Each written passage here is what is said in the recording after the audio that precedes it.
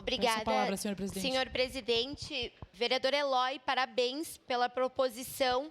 Ele é um assunto de tanta complexidade que precisa, de fato, eu acho, que ser tratado especificamente. Porque quando a gente fala do transporte público, a gente está falando de vários outros direitos que estão ligados ao transporte público adequado. A gente está falando do direito à cidade, do acesso à saúde, muitas vezes, inclusive, do acesso à educação. E aqui eu pego exemplos de bairros mais afastados, bairros mais periféricos, que sofrem muito com a falta de serviços dentro da sua comunidade e, por consequência, sofrem também com a falta da efetividade dos horários do transporte público. Então, a gente precisa promover mais diálogo entre as pessoas e o poder público para que a realidade da vida daquele bairro, daquela comunidade, esteja de acordo com os horários dos ônibus. Que a gente vê que em muitos bairros de Caxias do Sul, em 2021, quando nós tivemos a pandemia, um fluxo menor de pessoas na rua, diminuiu-se o horário dos ônibus. Mas, infelizmente, em muitas das nossas comunidades, mesmo já tendo passado todo esse tempo, praticamente 5 anos, a gente ainda não teve o retorno integral desses horários, o que faz com que os ônibus fiquem mais superlotados ou que não passem num horário que a pessoa consiga utilizar, tendo que se locomover 40 minutos antes da sua tarefa.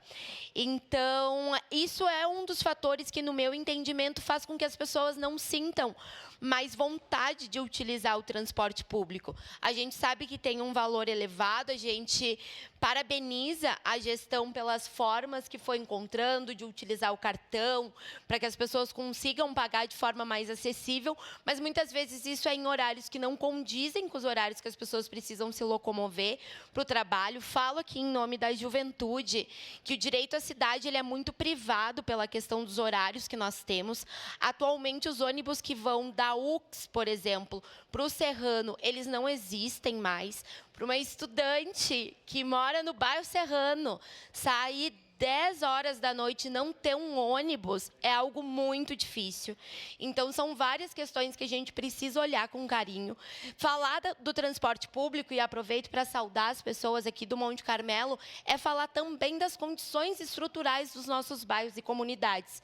Porque quando a gente não tem estrutura nas nossas ruas, a Rua dos Brilhantes, diversas ruas do Monte Carmelo trazem esse exemplo de que o transporte também não consegue ser utilizado de forma plena. Muitas vezes a gente vê ônibus que ficam parados, ônibus que estragam por causa das condições das nossas vias.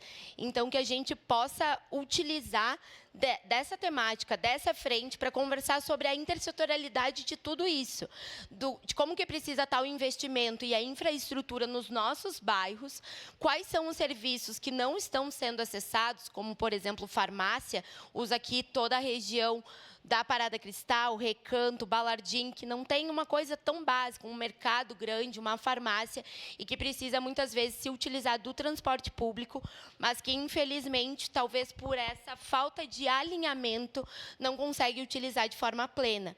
Então, que a gente consiga, através da Frente Parlamentar, vereador Eloy, e aqui já me coloco à disposição, auxiliar para que a gente tenha um fluxo menor de carros, menos poluição, uma mobilidade urbana melhor, porque a gente sabe que o transporte público ele vai ao encontro disso, e que a gente tenha principalmente a garantia de direitos. Transporte público é um direito, direito à cidade é um direito, acesso à saúde, à educação, são direitos que a gente precisa garantir. Muito obrigada. Obrigado. Passo trabalhos à vereadora André.